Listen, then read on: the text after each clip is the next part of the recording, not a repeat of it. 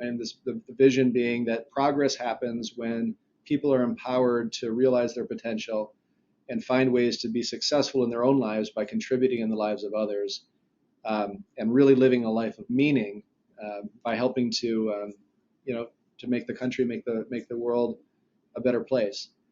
And the way that we try to go about accomplishing that vision is by investing in the capabilities that are required to break the barriers that are holding people back, to kind of transform those institutions in society, whether that's education or the strong communities, the businesses, or public policy, to help transform those institutions so that rather than inhibit progress, they're empowering people to drive progress.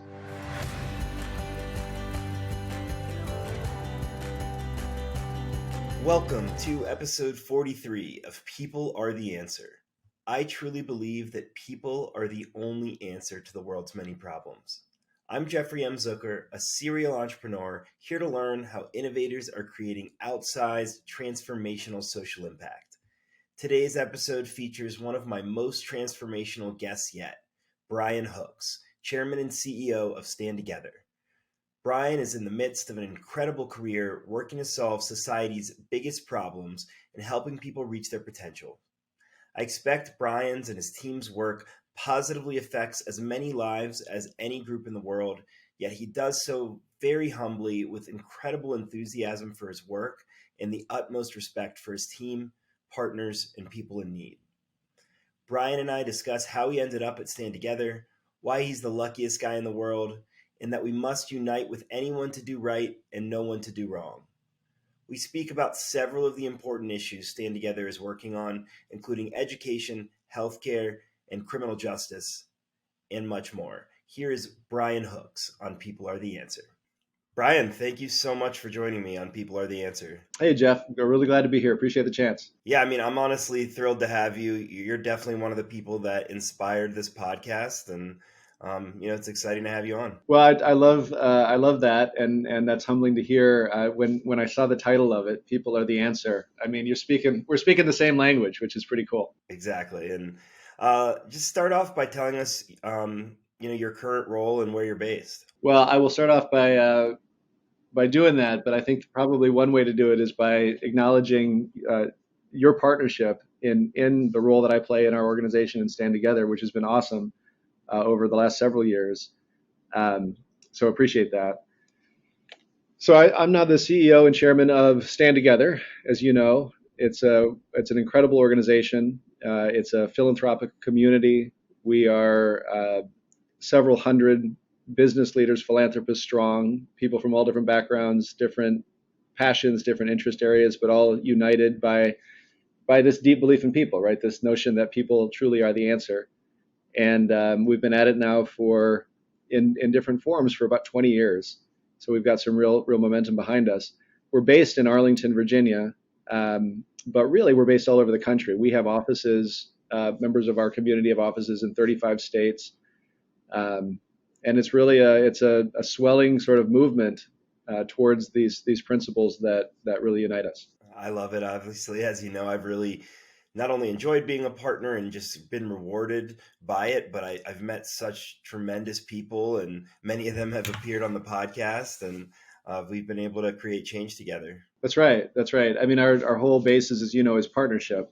And so I think about a partnership with people who are contributing their time, talent, and their treasure, right? As you are, Jeff, and also partners with social entrepreneurs, people who are on the front lines of some of the most challenging problems in our country and are challenging themselves and others to innovate in terms of how we address them.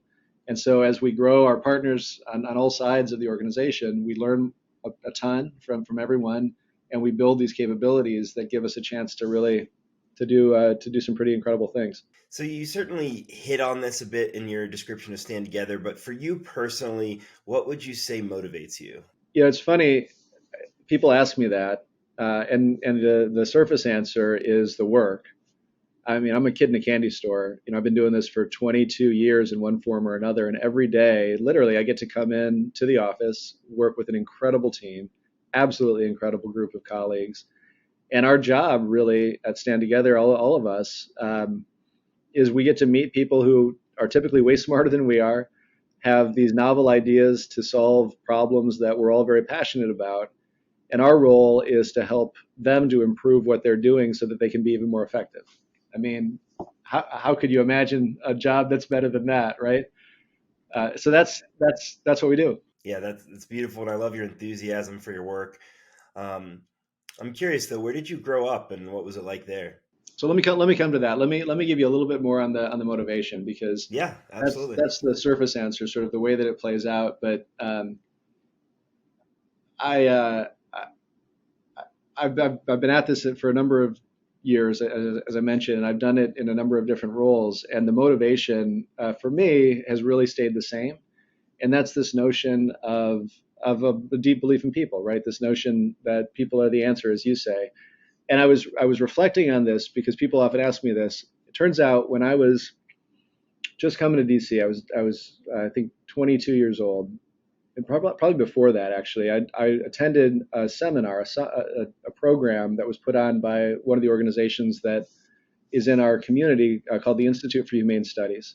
Wonderful organization, brings college students into careers and ideas to make a difference. And in order to qualify, you had to write an essay, a really short essay, what motivates you. And I had the chance, I'm on the board of this organization now, I had a chance to kind of ask the team there, hey, what did I say 20 years ago, right? And it was so cool to me because it was different language, but it was remarkably consistent, right? And what I said back then was um, motivated by uh, seeing systems that condemn people to mediocrity and just not being able to sort of look away, right? Not being able to not try to do something that changes those systems so that people can unleash their potential, right? And so, anyways, it was funny to me to be able to see myself 20 years ago, different language, but ultimately that's the same passion, the same motivation. So when I think about like how that all came about, right? To your question about where I'm from, all of that. I don't know if you know this. I don't know if we've talked about this before. I'm a kid from Grand Rapids, Michigan. Right. I was born in Detroit, moved to Grand Rapids early on, and grew up in that community. And it was a great place to grow up. You know, great family, great friends, and a supportive community. Yeah, well, I knew that. I imagined that you were from Michigan, given what a big Michigan fan you are, and that you went there. That's right. Although I will tell you, it was a bit of a disappointment to my parents that I went to Michigan. I was born in Michigan, but I was raised on Notre Dame football. And so my father graduated from Notre Dame in the 70s. My mother was a St. Mary's student right across the street, basically. And so every football Saturday, basically, for most of my childhood was spent in South Bend. So for a guy like that to go to a place like Michigan, you know, I guess it was the part of a theme of my life of being a contrarian, right? Being somebody that sort of zags when other people are zigging. Yeah, I can imagine. And, having gone to Boston University, I hope my kids don't go to BC, but, we'll see. That's right. Yeah, you press your boundaries, right? Be open minded. Okay, so you ended up making that decision, disappointing your parents, going to Michigan.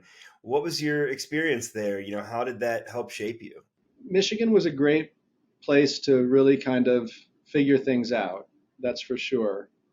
Um, but I think that exploration really started a lot sooner for me. And I joke about disappointing my parents. It wasn't a disappointment because I have wonderful parents.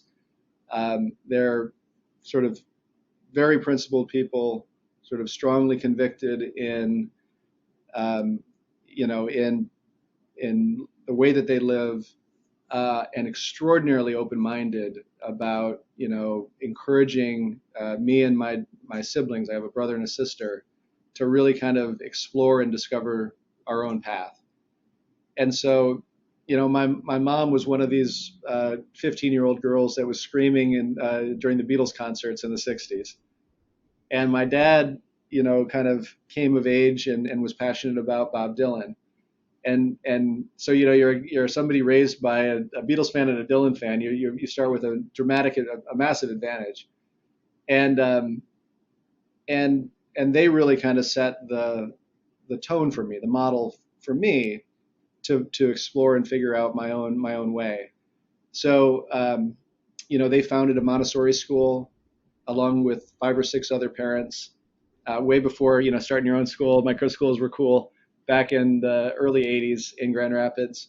The Montessori education that I had really from, I guess when I was 5 or 6 all the way through when I was 12 or 13 was absolutely formative to me. It's really kind of shaped a lot of how I think about people and the opportunities that people can discover if they're given the freedom to do that. And then, exploring music, exploring, through high school and everything. I was a high school debater. We can get into that if you're interested. So by the time I got to Michigan, I had already had a whole lot of opportunities to try to figure out what I wanted to do, and I was very comfortable at that point, kind of taking the non-traditional route. And I could go on forever. I'm happy to explore that with you if it's useful. But when I got to Michigan, that's what I tried to do. No, it's interesting, and I think Montessori is fascinating. And I actually recently had on Kelly Smith of Prenda, and we were talking micro schools. So it's exciting to hear that that's sort of where you started. And one thing I find with the people that I interview that I consider innovators in social impact is they either have amazing parents or they overcame not having amazing parents. And the people that do have incredible parents, like you and I were fortunate to have, generally start out with a really helpful base of understanding of the world and, people, exactly like what we keep coming back to. And I certainly see that you had that, and it's nice that you were able to get off on that foot. Yeah, I think that's right. I look at people who had to overcome all sorts of challenges in their childhood, and they're heroes because I certainly didn't have that experience. I was very fortunate. We weren't a wealthy family, but we had what we needed, and as I say, to have parents who would hold you to a very high standard. They didn't give you any real slack, nor should they, but to allow you to find any number of ways to meet that standard and allow you to try different ways and fail and encourage you to try something else. I mean, again, when you think about what's formative in shaping how you try to live your lives, I don't know if that was intentional on their part or they were just kind of good at making it up as they went along, but I was very fortunate, and that's it's I certainly don't take that for granted. Yeah, that's incredible. And did you go to Mercatus Center right after Michigan? This will probably tell you more than you want to know about me, but my experience at Michigan was something like this. So coming off of this Montessori education, coming off of living in the world of high school debate, which is kind of the wild wild west, or at least it was back in the 1990s, and a whole lot of fun and really sort of formative. Really, you learn a lot about yourself and how to interact with others, because this was a national circuit. I went to Michigan, and I just kind of did what I thought I wanted to do, what I was interested in, and at the time that was primarily political philosophy, and with a pretty heavy dose of philosophy. And by the time I was a junior in Michigan, you had to go and see a guidance counselor, somebody that was going to help you to plan your career and the rest of your time at Michigan. And I went to see that person, and they basically looked at me and they said, what in the world have you been doing for the last 2 years? You've taken all these classes, but they don't really fit together. In order to get a philosophy major, which I thought I was, I had to go back and take all of these, first year prereqs that I had just kind of opted out of because nobody told me I had to. And so anyway, it all worked out. It was fine. I pieced it together over the next couple of years. But I tell you that story because that's sort of how I approached coming to DC. I knew that I wanted to work in policy at the time. I didn't really have a very good understanding of what the options looked like. I knew I was not at all motivated by sort of the transactional politics. But it was sort of that, that essay that I shared that I wrote to the Institute for Humane Studies, I wanted to be involved in helping to identify the systems that were constraining human potential, and then working to figure out new and innovative ways to change those systems so that they became empowering rather than constraining. And so the product of my going to this Institute for Humane Studies seminar was that I met this wonderful person. Her name's Marty Zupan. She was the president of the Institute for Humane Studies. When I met her, she wasn't yet president. And Marty said, "Hey, what are you doing after this summit or this seminar? If you can stick around DC for an extra couple of days, we'd love to have you in at IHS and kind of help you to see the lay of the land," because she knew I wanted to come to DC to work. And I said, "Well, I can stick around. I've got friends I can stay with here." And little did I know that I was walking into what would become a job interview for this role at the Mercatus Center. And again, very, very fortunate, very lucky that I was able to do that, because it wasn't any part of a grand plan. And I met with the president of the Mercatus Center at the time, a guy named David Knott, another wonderful guy, dear friend still, who now leads the Reason Foundation. And David said, "Hey, look, we've got this thing called the Social Change Project. It's not really well developed. We can't pay you very much. We're not exactly sure where it's going to go, and I can't give you a job right now, but I could let you know later. Are you interested?"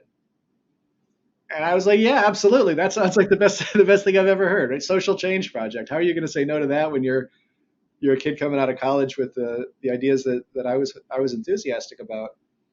So anyway, about 4 weeks later, I packed up my car in Ann Arbor, drove out to DC without a job, and literally on the day that I got to DC, David called me and said, "Hey, we figured it out. Why don't you come work for us?"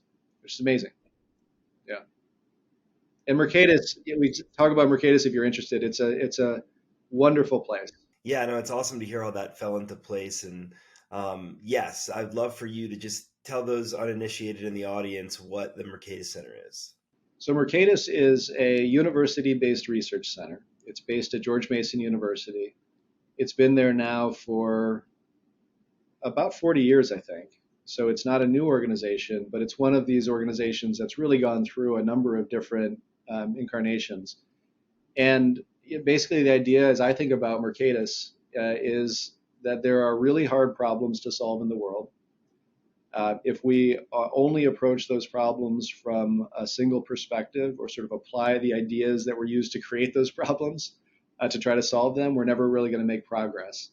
So Mercatus is this home to these really innovative and heterodox thinkers who try to address the most challenging problems, mostly limited to the economy, which is still a pretty significant set of issues, by being very open-minded and bringing the absolute best minds together to try to figure them out. And then once they come up with ideas that could be solutions to these problems, they work to apply those ideas to solve the problem. So we used to talk about ourselves as a bridge between theory and practice.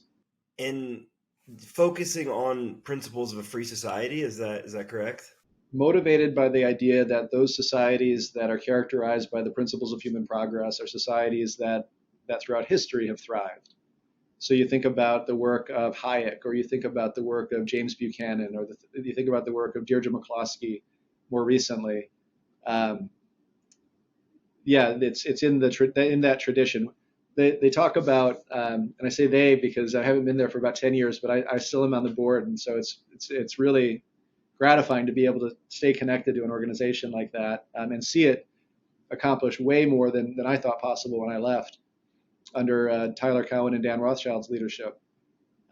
They talk about the Mercatus school of thought, and it's this triangle. So it's applying the ideas that were informed by the Austrian economic tradition, people like Hayek, combined with the ideas from the tradition of public choice economics, people like Gordon Tullock and James Buchanan, and then including and applying the ideas from the tradition that Eleanor and Vincent Ostrom sort of innovated out of the Bloomington, Indiana University School of Thought. And when you put all of those frameworks together, you get this pretty unique lens through which you can look and understand the world. And it's this really rich understanding of human action, of why people do what they do, and the best ways for people to live well together. Through your study of political philosophy, had your own personal principles and philosophies already landed in a similar place before you got there, or did you learn what you believed in really being there? I came to Mercatus with a strong set of priors, I guess you would say, a strong theory of the world. When you're 22, coming out of the University of Michigan, you're doing something wrong if you're not very well convicted in thinking you understand the world. And it's, I would describe it broadly as classical liberalism, a deep respect for the dignity of every person, and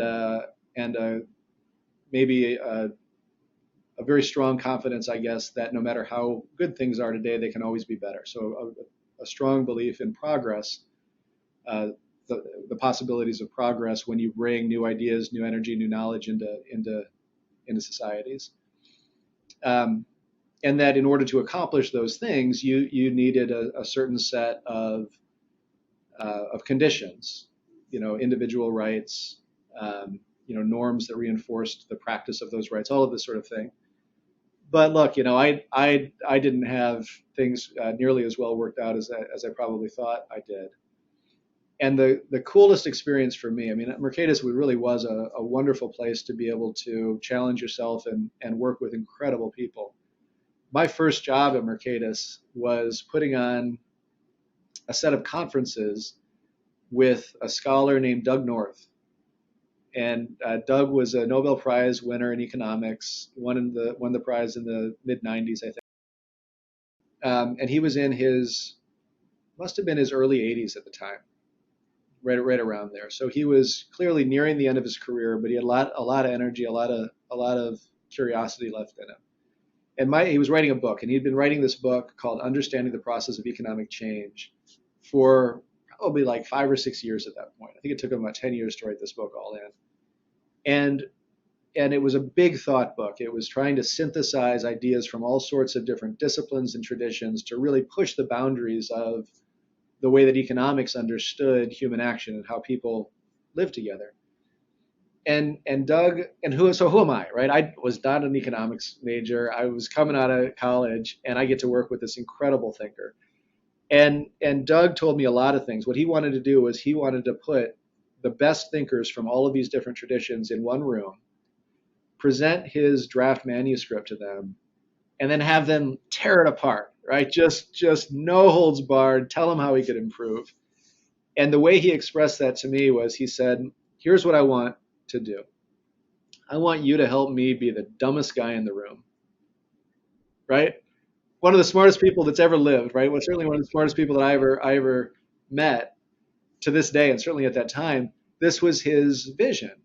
Help me to learn, even at my level of accomplishment, even at my age, not make me look smart, sort of capitalize, rest on my laurels. It was, we got more work to do here, and I need help, right?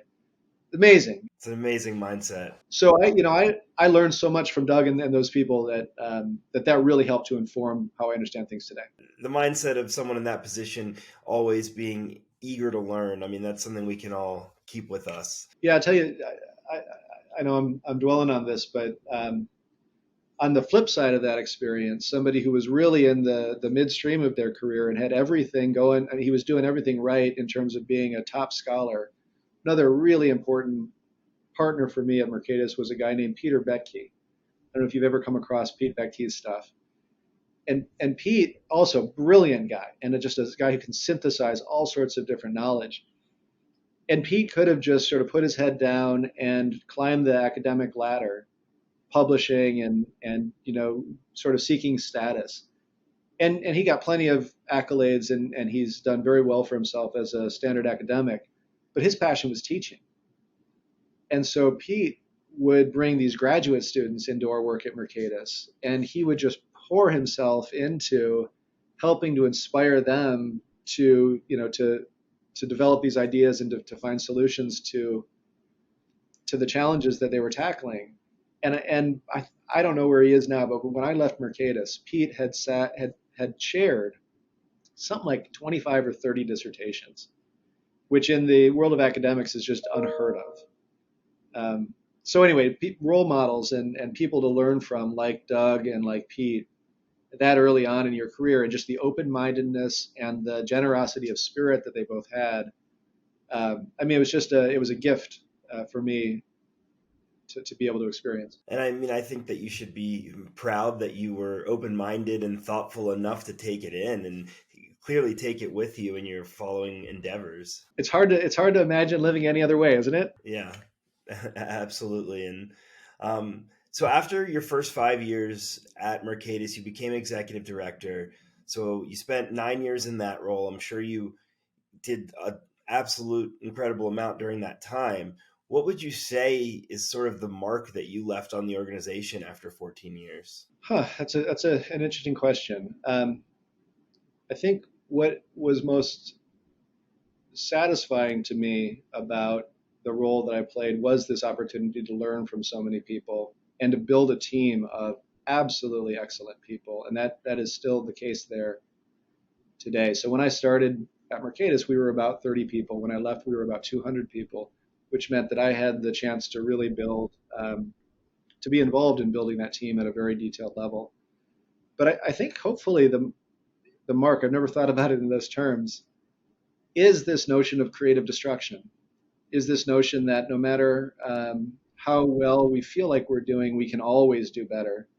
And the sort of entrepreneurial spirit that's required in order to drive the discovery of what comes next, what can be better. And I think that really does characterize Mercatus. And it's hard to do in universities. It's not the norm, right? Dynamism is not a word that comes to mind when you think about universities. It's hard to do with academics and sort of the status game that's played there, and we had none of that at Mercatus. And it's hard to do in nonprofits because you don't have the typical accountability that forces people to think that way sometimes. So the dynamism, because whatever Mercatus is doing today, it's not going to be good enough if they want to be adding value to the country and to the conversation tomorrow. And they know that, and they behave that way, which is awesome to see. Yeah, and I've certainly seen it in what I've experienced of their work, and you definitely left it in a good place, and then kept your hands involved, which I appreciate. And the last thing I'll say on Mercatus is I recently had on Eli Dorado, Yeah, and your name came up, and he obviously spoke highly about the organization as well. Eli's an awesome guy, and he's a great example of what I think really does characterize Mercatus. Eli was one of these guys that, given how smart he is, and he was studying under Tyler Cowen at the time, getting his PhD, he had a beeline path to an academic career, a typical academic career. But Eli's motivated by making a difference, right? And you can certainly make a difference in an academic career, but he had the opportunity to think more creatively about that.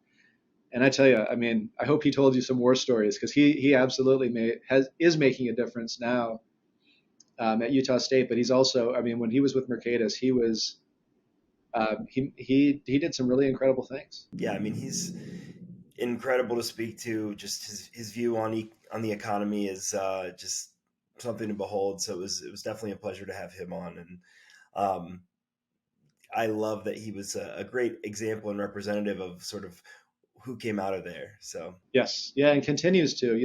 When I started at Mercatus, a big part of what Mercatus does, we do the research, we do the applying the research to solve problems, and then we support graduate students in their training.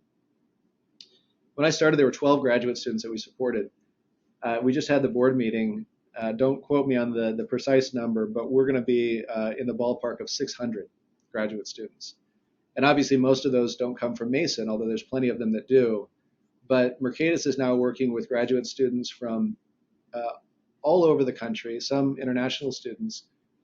Many come from the very best ranked programs, and they're getting just absolutely top-notch training in the technical aspects of their discipline. This is an interdisciplinary program. But somebody who goes to Chicago to study economics, you can't get much of a better training in technical economics than what you'll get at Chicago. But what they don't tend to get at these top programs is the ability to apply that training to the most interesting questions in the country, in the world. So when they come to Mercatus, they interact with the people who are asking the most interesting questions, and then they apply that technical training. And by virtue of the community that's built, because it's so many students from this diversity of schools, you get a diversity of both disciplines and methodologies. And so you get that sort of that republic of science that Polanyi talked about, right? That mixing of approaches and perspectives to come up with better answers to problems. So it's just the coolest thing. If this is your jam, I mean, it's hard to find a more exciting place than Mercatus to do this kind of thing. And I wish that more of our society in general applied those principles of bringing different types of minds together to solve problems. It's certainly what we need right now. Yeah, no, that's right. That's right. And you can see kind of how that spills over into what we're doing at Stand Together, for sure. Yes, exactly. And speaking of that, in 2014, it looks like you left Mercatus Center to become various, maybe in different forms or not, of your current roles as president of Charles Koch Foundation, president of Charles Koch Institute, and chairman and CEO at Stand Together. That's right. And the most important person in that story is Charles Koch. So amongst the things that I am grateful for in my experience at Mercatus is the opportunity to meet Charles when I was just starting off, literally 2 weeks into the job. Wow. I showed up at this tiny little organization at the time, and it just happened to be I started 2 weeks prior to our board meeting. And because it was a small organization and it was really had this ethos of openness, all the staff, whether you were just 2 weeks in or you were the president, you sat in on the board meeting. And Charles was on the board. Charles is a founder of the Mercatus Center. He founded it with Rich Fink back in 1978, 1980. And it was a small organization, but Charles was on the board. And if you know Charles, he doesn't do anything halfway. And so he's going to be on the board. He's going to be a board member, right? He's going to take it seriously and provide that sort of governance guidance that a board does. And so I got to meet Charles that day. I remember shaking his hand and thinking to myself, I have no idea what I'm doing here. I hope I don't screw this up. And he was just the most gracious, most sort of warm and intuitive guy you could ever meet. I'm sure as soon as I shook his hand, he recognized completely the insecurity in me and what was going on, and he made me feel like I belonged there. And I got to sit across the board table from him for 14 years. 4 or 5 years in different roles, and then the last 9-10 years when I was executive director. And what an incredible experience! I mean, to be able to learn the economic thinking, learn the kind of judgment that's required to steward resources, all this sort of stuff, and to learn the value of always staying true to principle and using that as your North Star, your guide star for what you're going to do through lots of different situations. And so in 2014, after a board meeting with Charles and the rest of the board, he and Rich pulled me into another room and they said, "Hey, can we talk to you for a second?" And I said, "Sure," thinking to myself, I thought we just did that, Yeah. What I thought it went pretty well, what's wrong, what's going on here? And anyways, they gave me the opportunity to make the move into at the time the Charles Koch Foundation. And what Charles told me was, he said, "Look, we've been working for a few decades now at the foundation and doing some really good work, but we've been pretty narrowly focused on economics, which is really important, but has never been the scope of my vision for what's required to bring about the society of freedom and well-being and one based on mutual benefit. So I'm thinking about expanding my focus and expanding the work of the foundation. Would you like to come and be a part of that?" And what an incredible opportunity. And as I say, the vision that he brings to conversations like that and the work that we've been able to do, and the insistence that the culture reflects the principles has been, absolutely essential for everything that we've done. And so anyway, long story short, after joining at the Koch Foundation, we had the opportunity to to think bigger and think about how all of these different organizations that had either been started or would be started could be complementary and could fit together within this community of groups that we now call Stand Together. That really, if we're doing our job right, the sum is the whole is greater than the sum of its parts. Yes, absolutely. And I'm inserting this for anyone in the audience, that may think this way. When they hear Charles Koch, some people's like something switches in their brain. They think they know something. The media has painted the family a certain way. And as you know, I've been fortunate to spend some time with Charles and other members of the family and the organization. And he's everything that you say in terms of brilliant and genuine and down to earth, honestly, unbelievably. Before I met him, I didn't know what to expect. All I could think was what was painted in the media. And, right now I'm talking to someone but even before you were in this role that you've been in for quite a while, you spent 15 years working with him and you're speaking so genuinely about him. And so,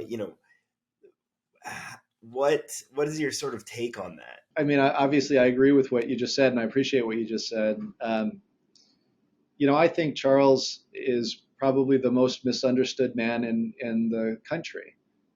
And, if you ask him, and certainly we have to take some responsibility for that, right? For many, many years, we let other people tell his story.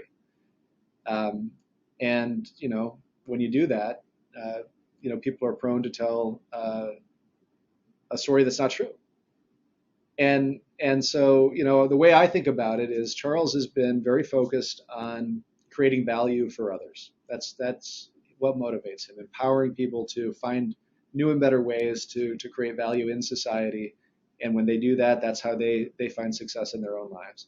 And he's done that through his personal life, through Koch Industries and the different businesses that he leads, and in his work in social change.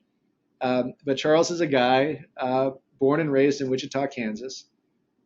He would rather get the work done than talk about the work. And so he didn't invest in any sort of a PR machine, right? And so when the world sort of decided to kind of perk up and take notice of bits and pieces of what he was doing, other people told a story, and they told a story that was very distorted. But I think that to your experience, Jeff, anybody who has spent any time with Charles, even 5 minutes, but let alone some real time like you have, it's apparent immediately that that's not the true story. And what you start to see is, like you said, this is a down to earth guy. He doesn't get it right all the time. He'd be the first one to tell you that, but he's earnest and genuine in trying to get it right. He learns from the failures that we've all had better than anybody I've ever met, incorporates the lessons and figures out a better way to do things going forward, and absolutely not afraid to make an adjustment when a better way becomes apparent. So I think that's the truth, and the more people that see that, the more opportunities I think we all have to do better. Brian, thanks so much for sharing that. I couldn't have said it any better or more eloquently. And, you transitioned into these roles and now, you are the chair and CEO of Stand Together. What is Stand Together as it is today? We talk about ourselves as a philanthropic community. And as I mentioned a little bit at the get-go, what that means is we've been fortunate to partner now with several hundred, probably at this point, around 1,000 of just incredible business leaders, some of the most successful people in the country, who share this passion for our vision. And the vision being that progress happens when people are empowered to realize their potential and find ways to be successful in their own lives by contributing in the lives of others, and really living a life of meaning by helping to make the country, make the world a better place. And the way that we try to go about accomplishing that vision is by investing in the capabilities that are required to break the barriers that are holding people back, to kind of transform those institutions in society, whether that's education or the strong communities, the businesses or public policy to help transform those institutions so that rather than inhibit progress, they're empowering people to drive progress. And so we're grant-making organizations, we're operating entities, we're investment vehicles, we're a consortium of organizations that are doing a bunch of different things that are all tearing up to that one thing, which is trying to advance our vision. So we support a couple thousand different organizations in any year, and we're all about partnership, as we discussed a minute ago, bringing incredible people with new knowledge, new capabilities to strengthen these efforts and kind of continue to break the barriers that are holding people back. When I became a partner with the group in 2018, coming in before I sort of decided to come in exactly, just coming and checking it out, I really didn't know what to expect. Yeah. And there were so many things it could have been. And when I got there, it was so many people and organizations that shared the values that I grew up learning from my parents, and believing in people and trying to make the world a better place, and everyone having a role in solving our problems. It was honestly invigorating. And I think people they hear something and they think something, and then when you see it in person, it's unbelievable. So I certainly urge anybody listening to check out standtogether.org and see all the incredible work that you're up to. And one of my favorite aspects about it is you guys don't go at things saying we know the answers. You say, who is actually solving these problems in any capacity right now? And then you work to help them grow and scale that. Yeah, that's exactly right. And I love that's one of the things that you picked up from your experience, because that's how we've been able to be successful. Is we think about that as partnership. So we find people that are doing things that we haven't seen before, that we believe are in line with these principles of human progress. And then we come alongside them and we say, hey, how can we learn from you, but how can we be helpful in your being even more effective? There's lots and lots of stories, Jeff, and many of them, but the social entrepreneurs that lead some of these organizations, they're like the most incredible people in the world. And I was just in Dallas with Evan Feinberg, who leads the Stand Together Foundation. I think he's been on your show. Not yet, but he's on the list. Oh, well, we'll have to get him. Evan's great. Yep. Evan and I were in Dallas maybe 2-3 weeks ago, and we met with Chad Hauser. Chad Hauser, of course, the head of Cafe Momentum. And we've now known Chad for about 6 years. And indulge me if you will, I mean, the story of Cafe Momentum is really extraordinary. Working with kids that are coming out of the juvenile justice system in Dallas, people who the system refers to as throwaway kids. That's what the people working in the juvenile justice system often refer to these people as, throwaway kids. And the kids know that. And so they have been told that they're not going to amount to anything. And as a result, 50% of the kids coming out of the juvenile justice system will wind up in jail again in 12 months. And so it's this unbelievably destructive downward spiral that our system helps to perpetuate. Chad runs a restaurant, and he invites them in, and as he will tell you, he teaches them how to play with knives and fire, which is the most counterintuitive thing if you're looking at these kids as throwaway kids. But Chad doesn't, right? Chad believes in these kids. He says everybody's got something to contribute. Let's work together to figure out what that is within you. And his success rate speaks for itself. 85% of the kids that go through Cafe Momentum, not only do they not go back to prison in 12 months, they never go back to prison. Incredible success rate. But more than that, they discover who they are, and they become just these wonderful people, these wonderful contributors in our society. So Chad's got magic, right? And it's been incredible to be able to learn alongside Chad and to experience that magic through Cafe Momentum. But Chad is one of these social entrepreneurs that could have gotten. He's gotten all the awards there are to give. Could have been satisfied with that and continued to do really good work for the rest of his career in Dallas at Cafe Momentum. Instead, Chad, he wants to be more ubiquitous than Starbucks, is what he tells people, right? He wants more Cafe Momentums in the country. So you're going to shoot, you might as well shoot high. So Chad's now started a restaurant management group, in partnership with Stand Together and a bunch of our partners, our business leaders who know how to do this stuff really, really well. So Chad knows how to put together the principles and operationalize those principles through something like Cafe Momentum, partnered with people that know how to do the hardest thing in the restaurant business, which is open your second restaurant, and expand that throughout the country. In addition to that, through the relationships with the National Football League that we've been able to develop at Stand Together, because we're able to turn them on to opportunities to make a difference in the country, and they bring so much to what we do. We've now partnered the NFL with Cafe Momentum in these other cities to bring even more attention to the transformation that's possible when you believe in people, when you do what Cafe Momentum does with these kids coming out of juvenile justice system. So this is exhausting, right? I mean, this is 6 years of incredibly hard work that Chad has been the leader of. Evan and I sit down with him for lunch, and the guy's got the biggest smile on his face that I've ever seen. I ask him how he's doing, because we care about these people. Chad's a person; he's not just a superhero, and he's doing great. His family's in great shape. He's been able to build a team so that he doesn't have to be the jack of all trades and do everything like he had been 6 years ago. And he's able to focus on where he can add the most value to the enterprise that is Cafe Momentum today, which is totally different than what it was when we met him 6 years ago. And this is it's a rocket ship, right? I mean, Cafe Momentum is going to change the country, period. Yeah. And so anyway, that's what we do at Stand Together. But we do that, hopefully hundreds of times over every year. And the culmination of the work isn't just that we solve really hard problems better than the alternatives, which we absolutely should do, and we do. But through the way that these leaders like Chad are solving these problems, they're changing the way people think about the challenges and what's possible in our country. So anybody who goes to a Cafe Momentum, no matter how they came in that restaurant, they thought about those kids as throwaway kids coming in, guarantee that they'll never think that again.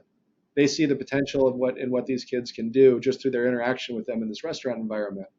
They've changed their paradigm. They've changed the whole framework with which they approach this part of society. And that's going to have ripple effects through how they interact with people going forward. You imagine that at the scale of hundreds of millions of people. And that's ultimately what Stand Together is working to do, to kind of create this positive transformation in the country, more in line with those principles of empowerment that we know are the secret sauce to success in society. Sorry, you got me on my soapbox. This is what I get to do every day. No, I enjoyed it, and what a great example to use as sort of what you guys do. And I think it was probably my first event when we sort of had a pop-up Cafe Momentum, and they all came in town and talked to us, served us dinner, and it was unbelievable. And the kids that were there were amazing people, and they were so grateful for the opportunity. Yeah, it's inspiring to see what people can accomplish when they've got the opportunity and they've got the support that they need, that we all need in order to be successful. And you and Stand Together as a whole have so many of these incredible stories where you're making true dents in major problems in our society. And, we could go through examples forever. And honestly, this was one of the harder episodes to make questions for, because you guys cover so many incredible areas. From education to healthcare, economy, criminal justice, immigration, free speech, foreign policy. So yeah, you got it. Yeah, it goes a long way. And that said, I'm staying a little more on the higher level. But before we do, I think one more great example that I'd love for you to tell us about is the Phoenix. Yeah, another rocket ship. I think that's going to change. It's already changing the country.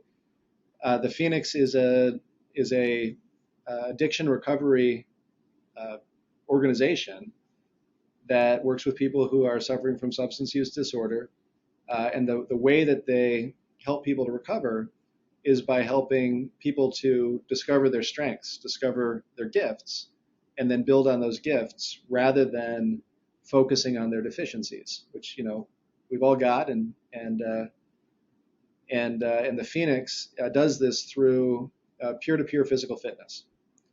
So when we met Scott Strode, the leader of the Phoenix, I think maybe 6 or 7 years ago now, Scott was leading this organization. He'd been leading it for 10 years. Scott himself had suffered from addiction, from substance use disorder for a long time. And so he really had he had personal knowledge about the problem of addiction. And he had come upon the solution that worked for him, which was working out with other people who had similar experiences and kind of building and thriving through that support sense of community that he found in things like riding a bike for a long time with other people, or climbing up big rocks, in Colorado. And Scott was an entrepreneurial guy, and so he started this group, Phoenix. And when we met him, I think he was in about 4 different cities, based out of Denver.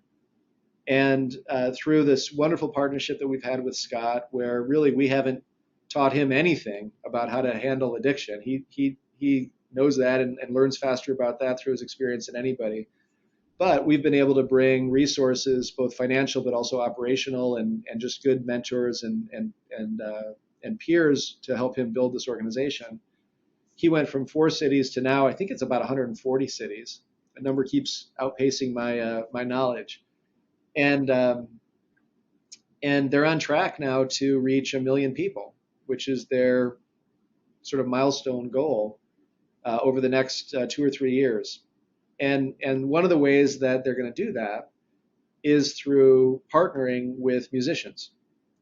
And this is another great example of bringing different perspectives, bringing partners with complementary capabilities together who share a vision, and are committed to working with each other to figure out how to do better than anybody's ever done it before.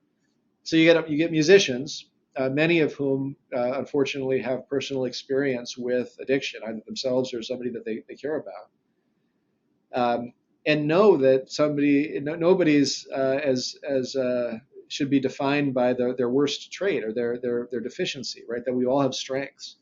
So we partner these musicians with Scott and the Phoenix, and what the Phoenix offers people who are struggling, and the combination of the two, the best-in-class solution based on these principles, that when you believe in people and you help them discover their gift, they can accomplish extraordinary things, and you put that together with the kind of platform and the reach that musicians can have through their fan base or through their professional networks.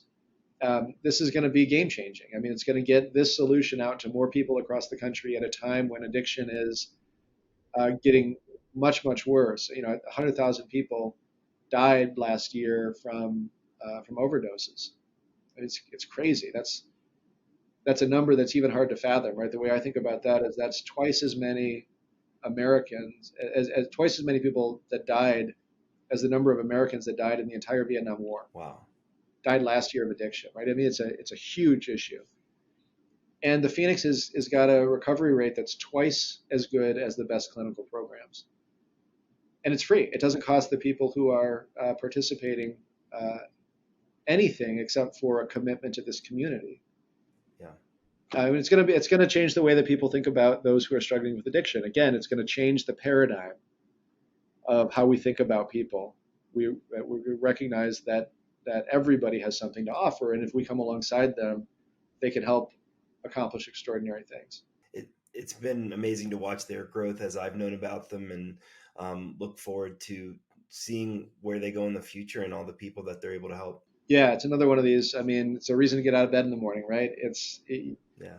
And the cool thing, I mean, one of the coolest things about these experiences is absolutely you learn a lot from a guy like Scott about what works and what doesn't work when it comes to a problem like addiction. You'd expect that. And you don't have to be very attentive even to learn a ton about that. These guys know this stuff inside and out.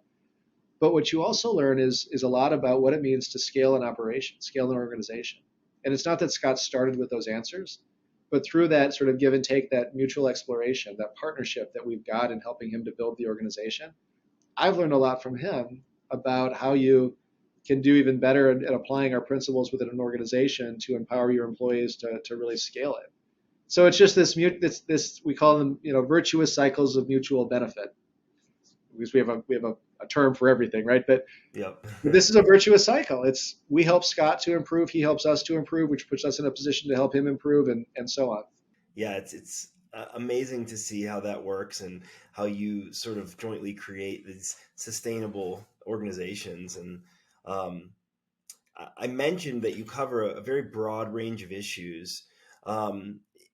Is there any in particular that you're especially passionate about? I mean, certainly the economy, I imagine. Yeah, I get asked that often, and I have to be careful. It's like I tell people, it's like choosing between children, right? You gotta. Right, I'm gonna get in trouble no matter what I say. right. So but no, I mean, obviously, we've all got our those things that we're particularly passionate about. Um, I'll tell you the we can explore any one of those issues, Jeff, if it's useful. But what I'm most passionate about right now is what I see as sort of the big opportunity in the country to make a transformational change for the better. And what's challenging about that is that what creates the opportunity for the upside is that there's a real risk on the downside in the country right now. So things are pretty tough, as you know, in our country for a lot of reasons. You've heard me describe it this way before. I look at it as right now there's a competition for the future of our country. What will the future be characterized by? What kind of ideas are going to shape how we think about people and how we think about progress going forward? And I'm not talking about the left versus the right. I'm certainly not talking about Republicans versus Democrats. To me, those are very much at the side of the main competition, which is this competition between, are we going to turn to top-down approaches that seek power over people to solve problems, or are we going to turn to bottom-up solutions that seek to empower people to find new and better ways to solve problems? And so the issues that Stand Together is working on that you just listed out are each manifestations of that competition for the future of the country. And so the way that Stand Together engages in those issues is very much with that in mind. How do we recognize that people's attention is focused right now on, say, improving our K through 12 system, which is one of the issues we focus on? And how do we make sure that we, as a philanthropic community at Stand Together, can bring the best solutions to the challenges in K through 12 right now, so that parents and students and teachers can all do better and they can all benefit from a better education?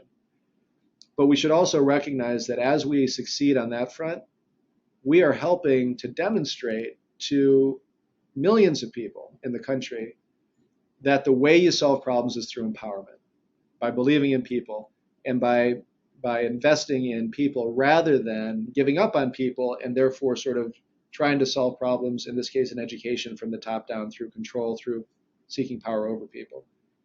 So I'm passionate about all the issues we work on because I see them as essential ways to solve big problems that matter to people, and by doing that, help to, hopefully help to chart a better course for the country, one that's based on these principles of human progress, these principles of empowerment. How's that for a punt and not answering, not choosing a favorite, right? No, it was a great punt. I appreciate it. And I'm curious, again, on the broad range of issues, how do you cohesively manage those? With a phenomenal team. We've got incredible people from all different backgrounds, different perspectives, different upbringings, different trainings and education. But all of them are committed to our principles and our culture. And so when you've got a team like that, you can accomplish a whole lot. And this is one of the best parts of my job is I get to work with these incredible people, and I get to learn so much from them. Right? We challenge each other. We have this wonderful culture where if you see an opportunity for somebody to do something differently and you think it can help them to accomplish more, not only are you welcomed to issue that challenge, you're expected to. And because people see that as additive rather than sort of, destructive, they welcome it, and then they challenge you back, and you can you can accomplish more through that kind of back and forth in a day than sort of, this top-down protectionist sort of, us versus them culture, would accomplish in 10 years. I mean, it's incredible. So yeah, I mean, that's how we get to do what we do. We work with incredible people. Yeah, incredible people with a very intentional and thoughtful culture that has been built. That's right, and that's a really important point, and one that I got I was fortunate to learn very early on at Mercatus, this stuff doesn't happen by accident. So you gotta put real resources into investing in your culture. And it's the most important thing that I do as the CEO is invest in our people and help to shape the culture, help to cast the vision in that culture, and it can't be the thing that's at the end of your list and that always gets traded off because of the urgent. It's got to be something that you're intentional about. Well, you guys definitely do that. And one sort of mindset that you guys frequently share that I've heard and has stuck with me, and I use it in life as well, is unite with anyone to do right. You know, and it sort of came up earlier when we were talking about bringing different types of minds together, but in our divisive society, that's something we really need. And I'm curious, one, is it hard to actually do that? And two, do you have any examples of successes that people would be sort of surprised about who was working together? Yes, this notion of we will unite with anyone to do right and with nobody to do wrong. That's the other side of that, which is really important. Yeah. Is something that Frederick Douglass said. It's a Frederick Douglass quote that we take a lot of inspiration from. And if you think about the origin of that insight, the fact that Douglass is the one that spoke those words, it's particularly profound because Douglass, born into slavery, experienced the absolute worst transgression, injustice that any person could experience, being in bondage. And yet, when he sought to kind of reflect on where he could add the most value, rather than being bitter and looking to seek vengeance on those who had done him this unimaginable wrong, which would have been completely understandable, right? Most of us probably would have done that. He decided that he could be an agent for positive change, and in order to do that, he was willing to unite with anyone to do right and be conscious that he would unite with no one to do wrong. And that's profound. And so we've really tried to take that to heart. And, the problems that we address are really big problems in our society. And to think that any one person has all the answers is silly, right? None of us have all the answers.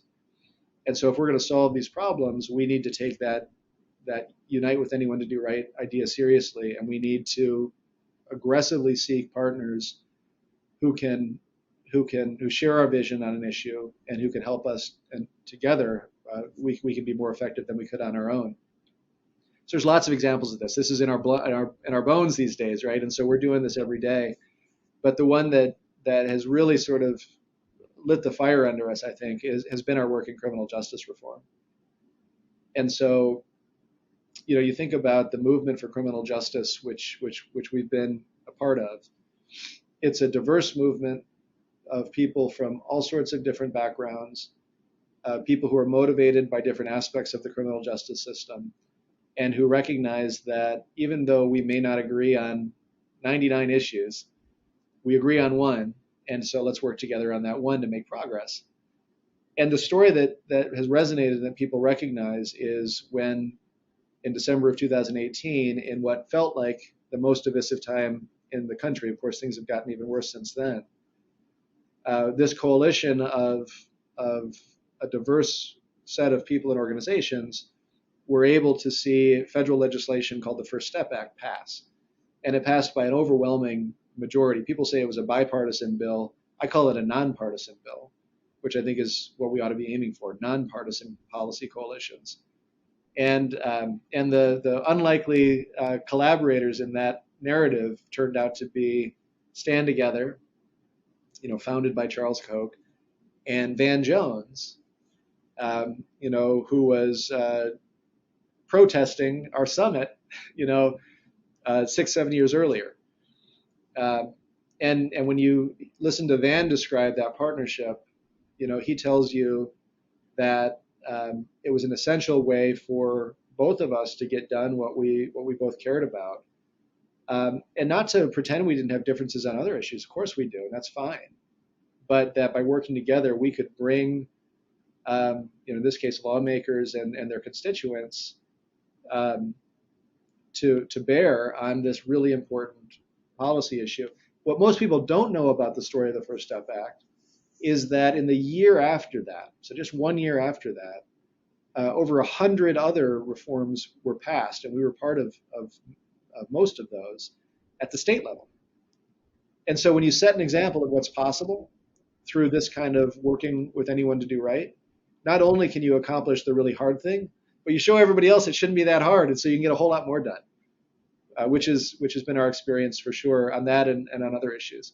Yeah, and thank you for sharing that. I was definitely going to bring up criminal justice reform, given that it's one of my passion areas, and I've certainly expanded my network and capabilities in terms of creating impact in that space via my partnership with Stand Together. Yeah, and you've been, your partnership with us is a great example of where you, by virtue of what you know and what you've accomplished and what you've gotten engaged in your career and in your life, you bring essential knowledge into our strategies and improve what we do. And so, the work that we're doing right now to end the drug war, I know it's something, Jeff, that you're very passionate about. I'm very passionate about this as well. I think it's one of the most egregious and obvious examples of a system that condemns people not just to mediocrity, but to far worse, with virtually no reasonable justification from a public interest, a public good perspective. And there's just no arguing with that if you actually look at the evidence. And yet, the politics and the status quo is just so locked in that it's been very difficult to change. But I think that's going to be disrupted. I mean, I think we're going to see monumental reform to this unjust system of the war on drugs, not just in our lifetime, but in the next couple of years.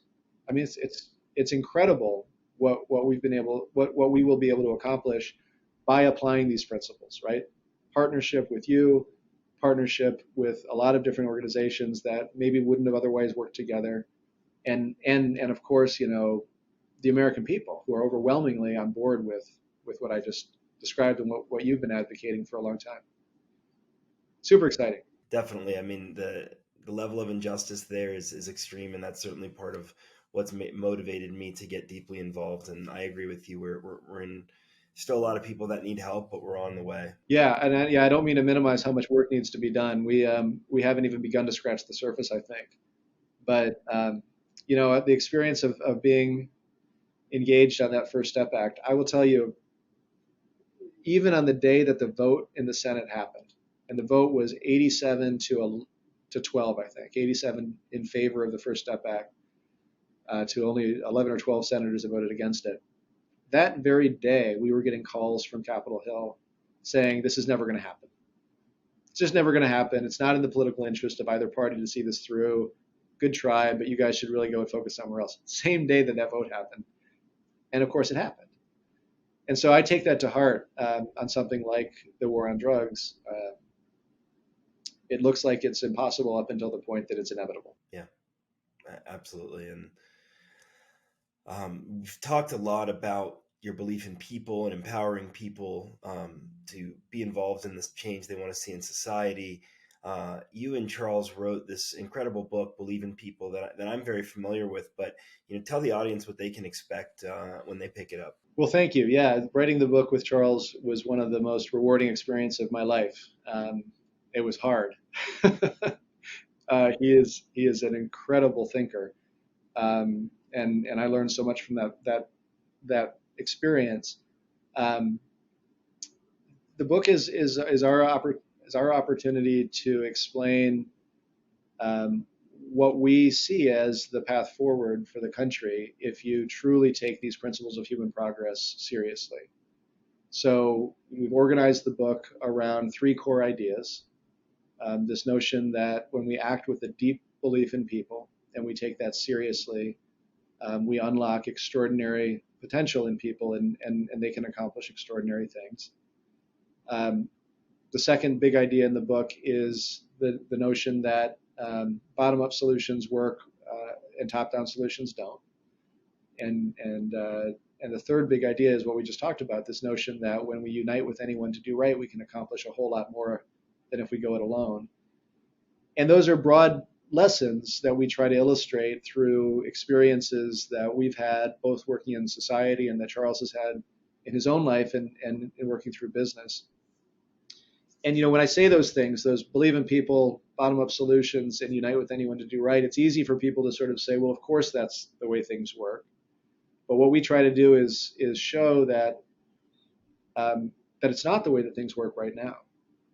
And so, we have systems, take our education system, that if you really take a hard look at it, you realize it's a system that's organized around the opposite of a belief in people, right? It's a system that wants to be a one-size-fits-all top-down solution, treating every person as though they're the same, rather than a bottom-up solution that taps the local knowledge of particular people in particular circumstances to figure out things that will best work for the kids there. And it's a system that, unfortunately, when it comes to trying to make progress, has been incredibly divisive. Public versus private, teachers versus parents, unions versus charters, these sorts of things. So when you flip that on its head and you say every student has a gift, there is no average student, and our system needs to recognize that and be tailored to the individual, right? Individualized education. That we need a diversity of solutions to realize that vision. So, thousands of different ways for students to learn things, because there are millions of different ways that students learn. And then the notion that we shouldn't be so concerned about these things that have been divisive, public versus private, all of those things. We should care about good education. Let's bring people together to advocate for good education. That can happen in public schools and private schools and charter schools and religious schools, micro schools, home schools, you name it, right? We want good education for kids, education that can unlock a student's potential and really, light a fire under them to go out and find ways to contribute in the lives of others. So anyway, the book is about applying those big ideas to some of the biggest challenges in the country. And then, it includes a number of case studies, stories of the incredible partners that have really realized that vision in their own way, in their own communities, or in sometimes in the country. Yeah, well, I certainly encourage everyone to check it out. It's really incredible, and such a good mindset on the world and society and where we can go. And you mentioned sort of that mental dynamic of arguing between like public education versus private education, et cetera. And to me, that's something that comes into a question that I've been thinking a lot about, or a topic. I think that there is too hard of a line drawn and too big of a focus on for-profit and nonprofit. To me, sustainable organizations that create positive impact are what we should be looking for, regardless of their financial structure. Absolutely, I love it, Jeff. You and I, we got to spend more time together. This is a hobby horse of mine, actually. It's this fiction of the tax code that's created a distinction which is really just artificial, right? And it often creates both disorganization and incredible inefficiencies in the organizations that consider themselves nonprofits or that are distinguished that way. Totally agree. There are great businesses that solve problems in society, create value for others, and then there are lousy businesses that don't. And there are great nonprofits that do the one, and then there are nonprofits that don't. The fact that they're organized under different parts of the tax code is irrelevant when it comes to whether or not they're the right solution for the problem that they're trying to address. So the language we use here is we try to be what we call capital agnostic. So we want to make sure at Stand Together that we have the capital that is appropriate for the solution. And so if the solution to housing, for instance, right, is technology startup in 3D printing, the company Icon that you're familiar with, that Trust Ventures, one of the organizations that we're involved with, is invested in. So if to solve a piece of the puzzle to solve the housing problem is that we need cheaper, better houses, and you can do that through investing in a for-profit company that 3D prints houses. Well, we better have the capital that's appropriate to do that. It would be crazy for me to go to Icon and say, we really like your solution. Can you form a 501c3 so that we can give you nonprofit dollars? Because you're solving a problem in society, you shouldn't be a business. And it's nuts. But that paradigm, those frameworks are really, really super constraining. And then look, there's a role for nonprofits too, right? There are absolutely problems in society where where the incentives are not aligned for businesses to be the best solution. And so we need to support a vibrant set of solutions that are organized in a way to create value in society where they're not going to be the residual claimant, where they can't capture the financial benefit of that. But we need a diversity of solutions, and we shouldn't start with any priors. We should ask what's the best solution for the problem.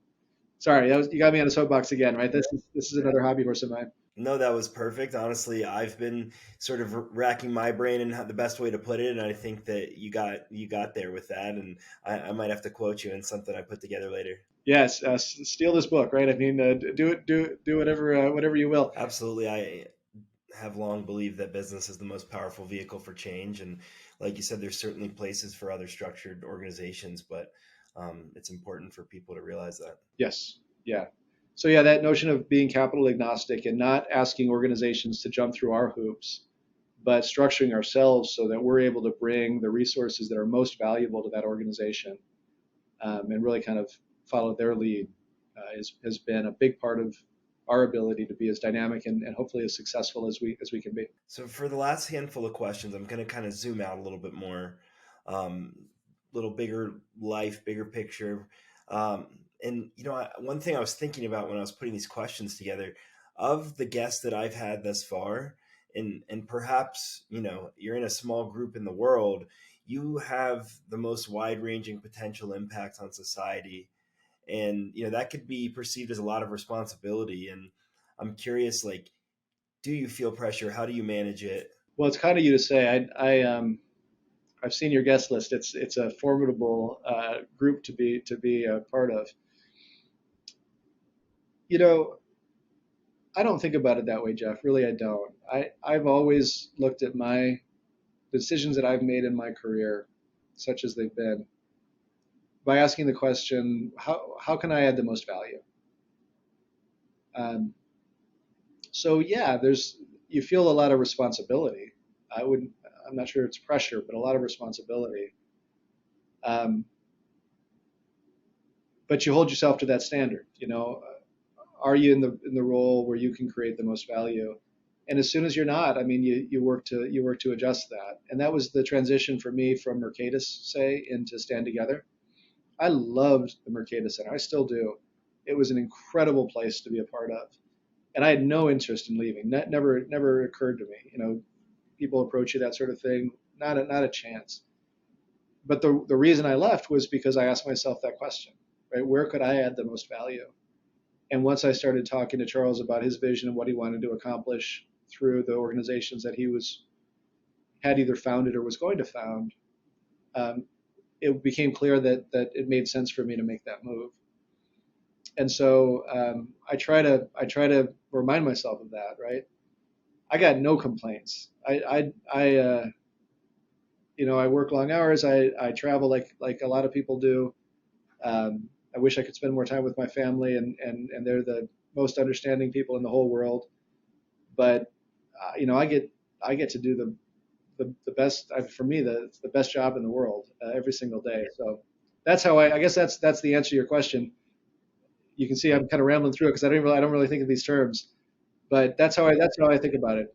How can I add the most value? And if I'm doing that, I feel good. In all the various things you've worked on, you've dealt or worked directly with a lot of people who you've changed the lives of, or you and your team have changed the lives of. Is there any specific story you'd like to share about when you really saw how much your work could affect change? Yeah, it's another one of those things that's hard to choose from. I get to see that kind of transformation on almost a daily basis. I'll share one, which is a difficult story to tell, but it's something I've been reflecting on recently, and that is my work to get to know and partner with Bishop Omar Jawar. And as you know, Omar passed away almost 2 years ago. It'll be 2 years in March. And he was this guy that was just absolutely larger than life, right? Omar had a level of intelligence and a level of charisma that is not often found, and an ability to connect with such a wide diversity of people Omar, for people who don't know, was the founder of a group called Urban Specialists. Anton Lucky and I speak about him on my interview with Anton quite a bit, and he's come up in other episodes as well. And Anton's an amazing guy too. Yep, and Anton is now on the board of the Stand Together Foundation. I get to spend a ton of time with Anton as well. So Omar, he was the first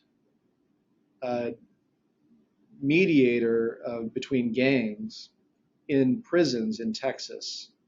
As I understand it, they've never done that before, and that's impressive enough. But what's crazy is he did it when he was like 19, right? So this guy's a phenom, just an absolute phenom. And we were fortunate to meet him early on. So we met him, probably 2015 or so, something like that. And the work that we were able to do with Omar and how he helped us to really understand what was going to be effective and who we could partner with, and just to expand our vision and challenge us to expand our capabilities was transformational for the work that Stand Together has done. And he became a great friend to me and to many of our team. Some of you could just call up and just bounce ideas around and talk with. And he got COVID before people really understood how to treat COVID very well. And that's what ultimately killed him. But before that, we had grand plans. He was going to join our team here. He was going to help to lead a number of things nationally and all of that. So I spent a lot of time with him working through all of these things. And the reason I bring him up when you ask me, is there somebody that stands out where we've been able to see the change that you can make in somebody's life? We didn't. All of what I just described about Omar, we had nothing to do with, right? This was Omar before we met him. But when we met Omar, and he's shared this with the Stand Together community, shared this with me before. It's probably out there on a video. When we met him, he told us he was getting ready to throw in the towel because he had been at it for 20 plus years, and he was in the thick of trying to revitalize a community that was just wrapped with violence. And so he would create these relationships with these young people, often young men, and they would die. They would be killed.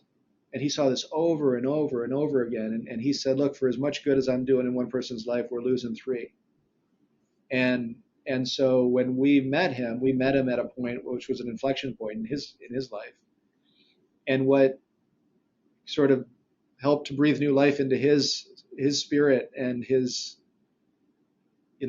mission was seeing that he wasn't in this on his own. That even though he was working in the streets of South Dallas, he had partners that came from all across the country, all sorts of different backgrounds, with the resources and the vision to help, come alongside him to help him to elevate his efforts and expand them, and frankly just be there to support him. And so the fact that you can take a guy who is such an incredible person like Omar, bring him into this community, and help him to be even more inspired and even more effective. That's incredible. So yeah, look, there's a lot of stories that I could tell about people. Omar was something else. And Omar used to say, only, it was his quote, only inspired people can inspire people. Anton said the same thing. Yeah, and it's wisdom like that. Yeah. That kind of pays it forward. So yeah, that's the story I'd share. Yeah, thank you for sharing. Bishop Omar was absolutely incredible and magnetic and thoughtful and everything. So appreciate you bringing him up. And look, he's alive and well in the spirit of the work that's being done through so many of the organizations and the people that he inspired, and that's pretty cool too. Well, I've only got a few more for you, but before we get to that, if you'd like, you can ask me a question. What's the most surprising thing to you, Jeff? You've been with us through a lot of different kind of twists and turns that Stand Together at this point. What's the most surprising part of your partnership with us? It's a tough one. I would say that I think that one, the opportunity that it provides in terms of the areas you can touch and the people that you can meet, but even more so, just the depth at which you and your team are open to letting partners collaborate on things at which they know, like you've mentioned throughout this conversation. I think that was probably most surprising. It's not just, we want you to donate and help a little. It's like, no, if you really have the capacity and the knowledge to dig in, like come into the trenches with us. And, I definitely didn't expect that coming in. And I've been to some organizations that maybe tout some of the same things, but generally they're a lot more talk than action. And I would say that there's plenty of talk and tons of action within Stand Together. That's awesome. Yeah. I'm glad to hear it. Awesome. Well, Brian, thanks again so much. It's been an absolute honor to have you on the show, and I look forward to seeing you again soon and keeping our conversation going.